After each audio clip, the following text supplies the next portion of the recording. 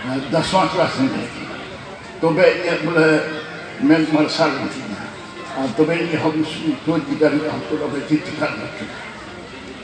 अदो कहते सोच विचार तबना जिनके गिद्रे को पढ़ा तबना थोड़ा बहुत जन करते इन अपना जस्ती बाको पढ़ा को बना सनाम के बोले कॉलेज को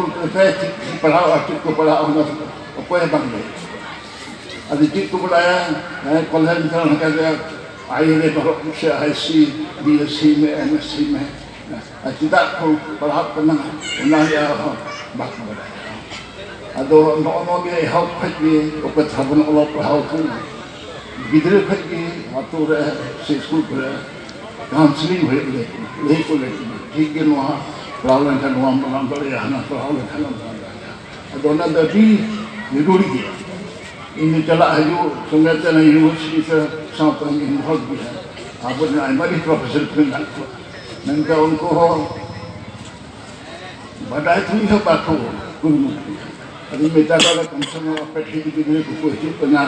उनको इनाता फत्तो हजू करना उनको कंसर्न वही तो है उनका पढ़ाओ लेखना भांग लेखना सीधा पढ़ाओ लेखना अदोना में गीत हो समय बात करने हम